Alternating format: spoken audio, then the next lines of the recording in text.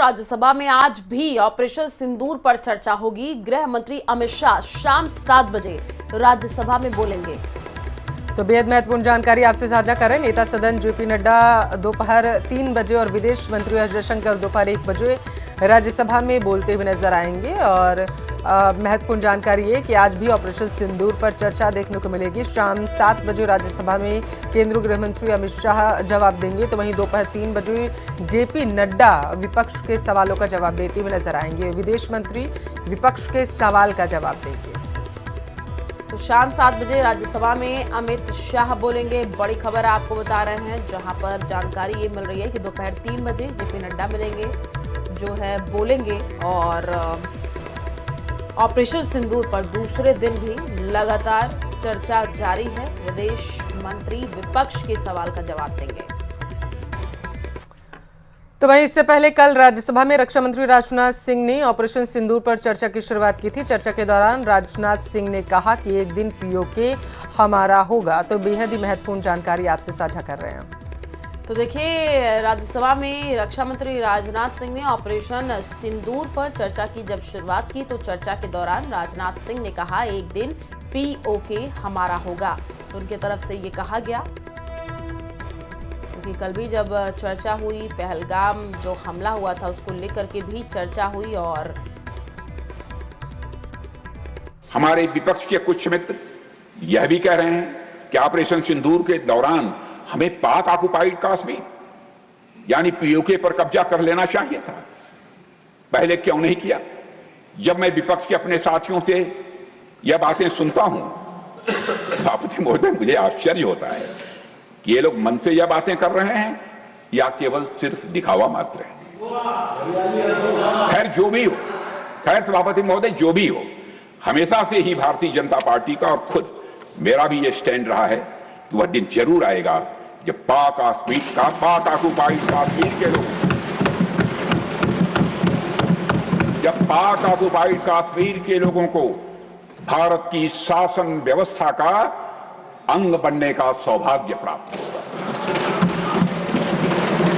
मुझे विपक्ष के अपने साथियों की इस मांग पर इसलिए आश्चर्य हो रहा है क्योंकि विपक्ष में जो लोग आज बैठे हैं, जब उनकी सरकार थी तो उन्होंने जो काम किया वह आज की मांग के ठीक विपरीत है।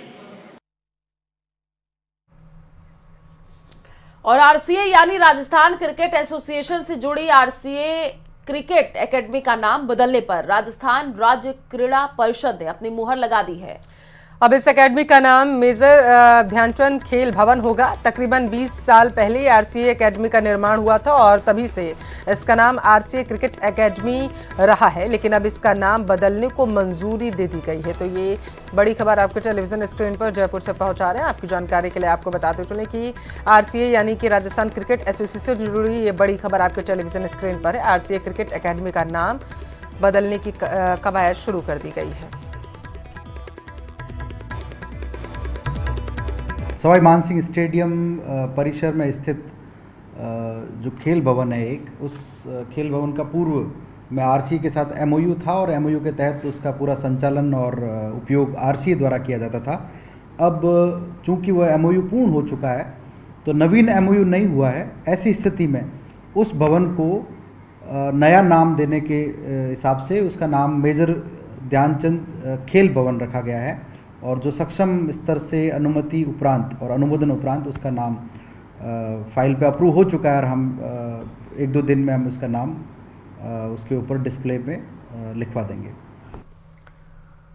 और स्कूल भवनों के लिए 170 करोड़ का फंड मंजूर किया गया है। जानकारी यह है कि 1936 सरकारी स्कूल जो हैं उनको चिन्हित किया गया है, जिनकी मरम्मत की जाएगी।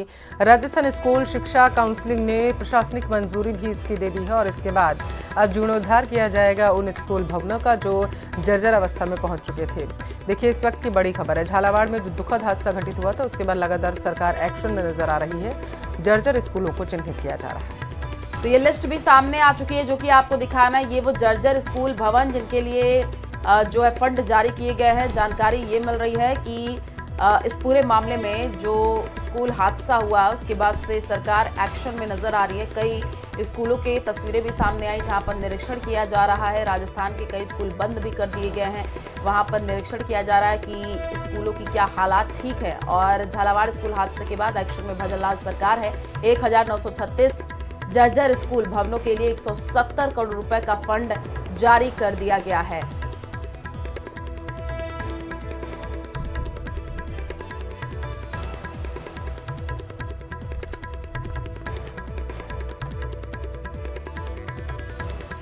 झालावाड़ में एक जर्जर भवन जो था वो गिर गया था।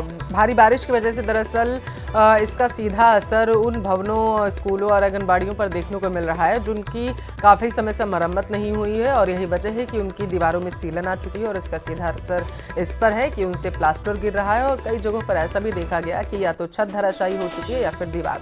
इसी सिलसिले में झालावाड़ में भी एक दुखद हादसा घटित हुआ था जहां पर एक स्कूल जो है उसकी छत भरभरा कर गिर गई थी, जिसके बाद 6 से 7 बच्चों ने अपनी जान गंवाई थी। कई बच्चे घायल हुए थे। इलाज लगातार उनका जारी रहा।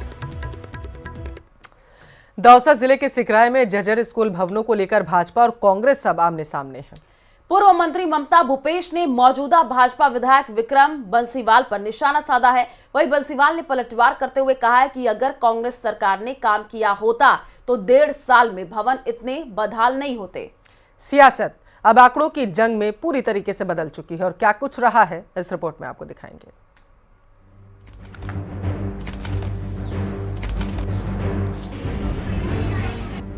जर्जर स्कूल भवनों पर सियासी घमासान।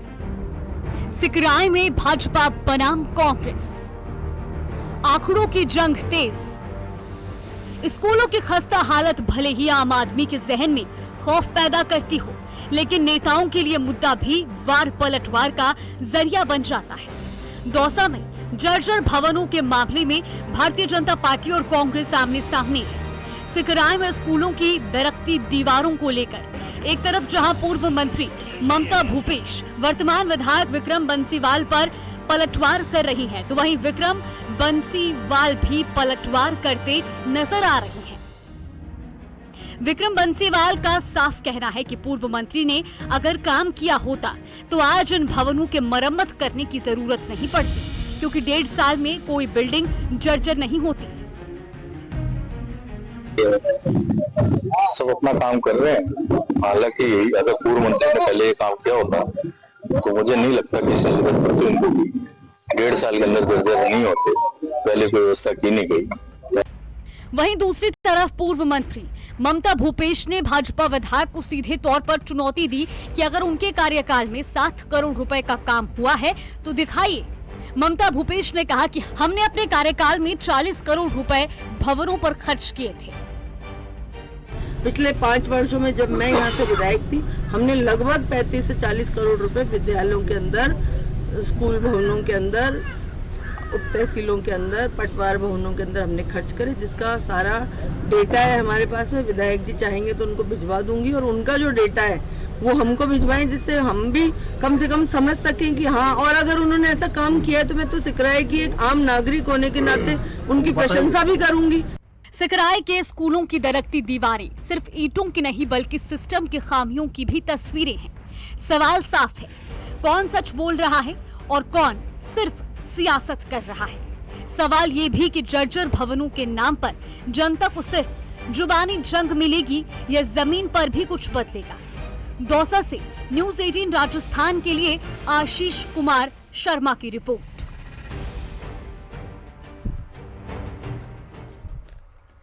और मॉनसून से जुड़ी हुई जानकारी आपको दे दें, आज 30 जिलों में बारिश का अलर्ट है। राजस्थान में भारी बारिश से कई जिलों में बाढ़ जैसे हालात हो गए हैं। देखिए 6 जिलों में बारिश का रेड अलर्ट जारी किया गया है। बीकानेर, जैसलमेर, बाड़मेर की बात करें तो इन्हें छोड़कर अन्य शेष जिलों में येलो अलर्ट मौसम विभाग की तरफ से जारी किया गया। भारी बारिश की चेतावनी के बीच कई जिलों में स्कूलों की छुट्टियां भी कर दी गई हैं।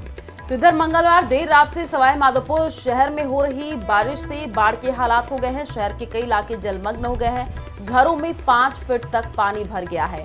तो लगातार जो तस्वीरें आ रही हैं अलग अलग जगहों से, वहां पर देखने को मिल रहा है कि कहीं पर सड़कों पर जल भराव की स्थिति है, लोगों के घरों में पानी घुस गया है। भारी बारिश से कई जिलों में बाढ़ जैसे हालात हैं और इसी को देखते हुए 6 जिलों में बारिश का रेड अलर्ट जारी कर दिया गया है। कई जिलों में स्कूलों की छुट्टी भी कर दी गई है।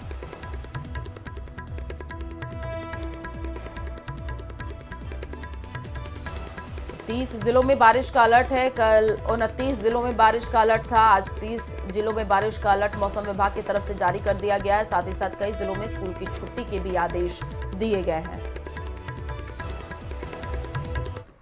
सवाई माधोपुर बारिश में लगातार भीगने को पूरी तरीके से तैयार है। देखिए मूसलाधार बारिश क्योंकि वहां पर हो रही है, हालात बिगड़ चुके हैं। बारिश से जिले में बने बाढ़ जैसे हालात। लटिया नाले के आसपास हालात बेहद खराब हो गए हैं। कई मकानों में पानी घुस गया है। कई गांवों में आने जाने के रास्ते बंद हो गए हैं। शहर में कई लोगों ने अपने मकान तक छोड़ दिए हैं। तो भारी बारिश का सामना जो है सवाई माधोपुर को करना पड़ रहा है और जो तस्वीरें आई हैं वो भी आपको दिखा रहे हैं। देखिए हैरान करने वाली तस्वीरें, घरों में पूरी तरीके से पानी भर चुका है। इसका लोगों के जनजीवन पर भी असर देखने को मिल रहा है और काफ़ी नुकसान भी हुआ है क्योंकि पानी भरने की वजह से उनके घरों में जो उनका घरेलू सामान है वो पूरी तरीके से अब सड़ने की कगार पर पहुंच चुका है, जिसकी वजह से लोग परेशान हैं और उनको हालांकि सुरक्षित रहने की सलाह मौसम विभाग की तरफ से चेतावनी जारी की गई थी और कहा गया था कि सुरक्षित स्थानों पर जो निचले इलाकों में खासकर रहते हैं वो चले जाएं।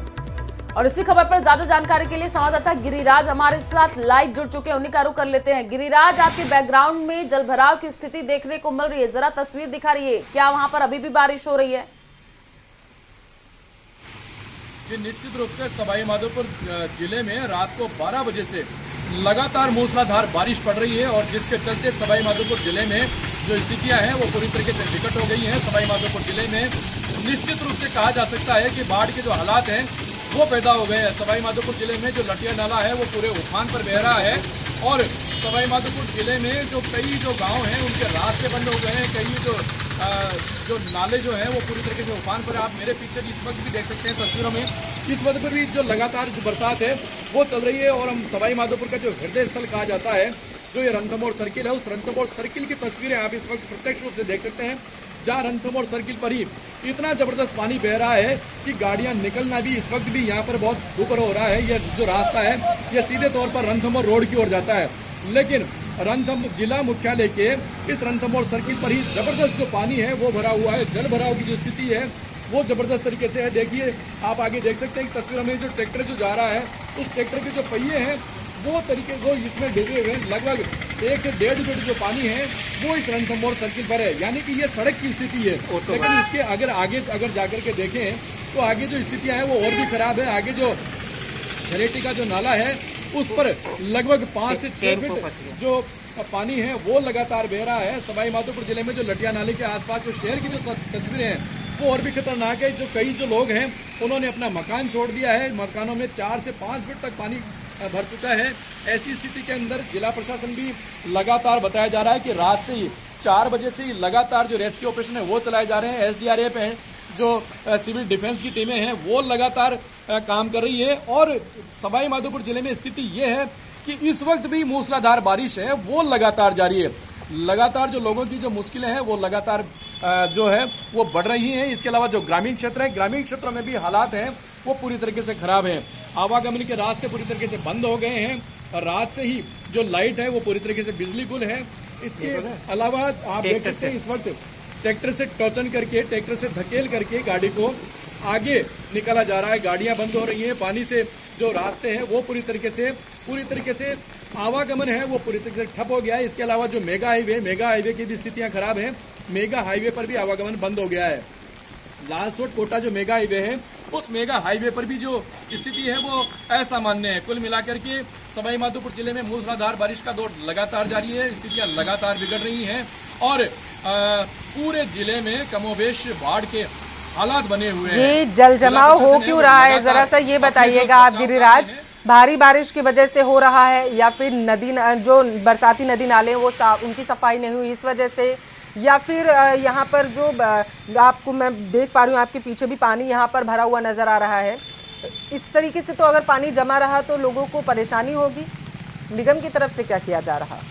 निश्चित रूप से आप इस पानी की तस्वीरें यहाँ पर देख सकते हैं। जब बरसात से पूर्व ही बरसाती जो नाले हैं उनकी साफ सफाई की गई थी, लेकिन बरसात इतनी जबरदस्त है, मूसलाधार बारिश इतनी जबरदस्त है कि जो पानी है वो नालों में ऊपर ओवरफुल होकर के सड़कों पर बह रहा है। यानी कि पानी जो है वो नालों में समा नहीं रहा है। ऐसी स्थिति में जो पानी इतना अथाह और इतने वेग से आ रहा है कि सड़कों पर भी ये पानी आ रहा है। ऐसे में जो अभी जो स्थितियां हैं वो लगातार असामान्य हैं, हालात हैं, विकट हैं। जिला प्रशासन अपनी कार्रवाई कर रहा है, कई जगहों पर बचाव कार्य शुरू कर दिए हैं। रात के अंदर भी कई जो लोग हैं जो लटिया नाले के दूसरी ओर छोर पर बस गए थे, जो रह गए थे, उनको भी रेस्क्यू करके निकाला गया। 3 दर्जन लोग हैं जो लटिया नाले के दूसरी पार में रह गए थे, उनको भी निकाला गया। बचाव और राहत कार्य लगातार जारी है, लेकिन उसके साथ ही में मूसलाधार जो बारिश है वो लगातार जारी है। कुंडेरा जो बेल्ट है उसमें भी जो हालात है वो पूरी तरीके से असामान्य है। मलारना, डूंगर, चौथ का बरवाड़ा, इसके अलावा जो शामपुरा है, ओलवाड़ा है, गंगापुर सिटी है, बिल्कुल गिरी, वजीरपुर आज है। लगातार बारिश का दौर जारी है और जलभराव की स्थिति नजर आ रही है। आप नजर बना करके रखिए, आगे आपसे अपडेट लेते रहेंगे। फिलहाल शुक्रिया तमाम जानकारी साझा करने के लिए।